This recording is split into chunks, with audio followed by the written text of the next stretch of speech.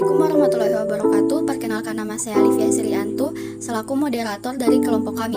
Kami akan mempresentasikan materi jalur rempah di Nusantara yang akan dipaparkan oleh saya sendiri, kemudian akan dilanjutkan dengan rekan saya, Ridho Alden Abukasi. Nusantara ibunya rempah. Sekitar 11% jenis tumbuhan dunia ada di hutan tropis Nusantara. Jumlahnya lebih dari 30.000 spesies yang sebagian besar digunakan dan dikenal sebagai rempah-rempah. Karena itu tak dapat dinafikan bahwa Nusantara adalah ibu rempah yang antara lain melahirkan jenis rempah raja seperti cengkih, pala, dan cendana, komoditas utama rempah-rempah dunia yang pada masa jayanya pernah bernilai lebih mahal dari emas. Sejarah mencatat rempah bukan merupakan komoditas, namun membawa nilai dan gaya hidup untuk peradaban global. Begitu pentingnya rempah-rempah dalam kehidupan manusia sehingga menjadi penghela perkembangan ekonomi, sosial budaya, dan politik dalam skala lokal dan global. Para pedagang mempertaruhkan nyawa dan kekayaannya untuk memasarkannya. Juru masak meramunya untuk melezatkan hidangan. Para tabib ahli kesehatan meraciknya untuk pengobatan. Para raja mengirim ekspedisi mengarungi samudra untuk mendapatkannya. Diplomasi demi diplomasi dirajut, hubungan antar manusia menjadi global dan sejarah peradaban manusia dibangun. Rempah dan jalur perdagangan global.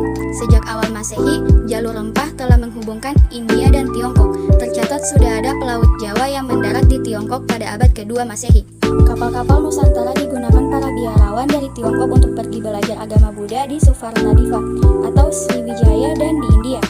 Kerajaan besar Sriwijaya, Mataram Hindu, Singasari, dan Majapahit menjadikan perdagangan rempah sebagai jalur interaksi utama yang menghubungkan Nusantara dengan Asia Tenggara, Tiongkok, Asia Selatan, Asia Barat, hingga Afrika Timur.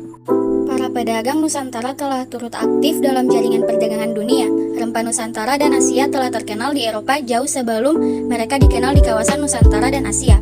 Posisi strategis yang menghubungkan Samudra Hindia dan Laut Tiongkok Selatan, menghubungkan Asia Timur dengan Asia Barat hingga Timur Tengah, Afrika dan Eropa menjadikan Nusantara sebagai hub penghubung jaringan perdagangan dunia. Jalur rempah, jalur budaya. Perdagangan rempah di Nusantara meninggalkan jejak peradaban berupa peninggalan situs sejarah, ritual budaya, hingga melahirkan beragam produk budaya yang terinspirasi dari alam Nusantara yang kaya. Nampak sekali di masa lalu orang-orang dari berbagai bangsa berbondong-bondong ke Nusantara, tidak semata untuk berdagang, tetapi lebih pada untuk membangun peradaban. Mulai dari pelabuhan Barus di Sumatera Utara yang diperkirakan ahli sudah berusia lebih dari 5.000 tahun, hingga era kerajaan-kerajaan di Nusantara dengan bandar seperti di Lamuri, Padang, Bengkulu, Lampung, Banteng, Jepara, Tuban, Gresik, Banjarmasin, Makassar, Bali, dan Ternate, Tidore di Maluku, semuanya terbentuk karena perdagangan rempah-rempah. Berikutnya akan dilanjutkan oleh rekan saya. Jalur rempah menyebabkan berkembangnya beragam pengetahuan dan kebudayaan yang bukan saja menjadi warisan bagi Indonesia, namun juga merupakan warisan bagi dunia. Karena posisi geopolitik dan geoekonominya sangat strategis, terletak di antara dua benua dan dua samudera. Indonesia merupakan global meeting point dan sekaligus global melting point. Berkat rempah, Nusantara menjadi tempat bertemunya manusia dari berbagai belahan dunia dan menjadi wilayah persemaian dan silang budaya yang mempertemukan berbagai ide, gagasan, konsep, ilmu pengetahuan, agama, bahasa, estetika, hingga adat kebiasaan. Jalur rempah sebagai rujukan diplomasi budaya. Sejak tahun 2017, Indonesia melalui Kementerian Pendidikan dan Kebudayaan merintis upaya pengusulan jalur rempah sebagai warisan dunia ke UNESCO. Pengajuan jalur rempah atau Spice Route sebagai warisan dunia ke UNESCO didasari oleh pemahaman bahwa jalur rempah adalah jalur pertukaran antar budaya dan pertukaran pengetahuan yang melampaui konteks, ruang, dan waktu. Diajukannya jalur rempah ke UNESCO menunjukkan iktikat Indonesia untuk mengambil peran dalam menjaga amanah yang diberikan dunia untuk menjaga warisan peradaban manusia. Jalur rempah bukan lagi warisan milik Indonesia, melainkan warisan milik dunia yang diamanahkan kelestarian dan keberlangsungannya pada kita semua. Jalur rempah untuk kesejahteraan masa depan. Menjadikan jalur rempah sebagai warisan dunia dan rujukan kekuatan diplomasi budaya untuk meneguhkan Indonesia sebagai poros maritim dunia adalah sesuatu yang membanggakan.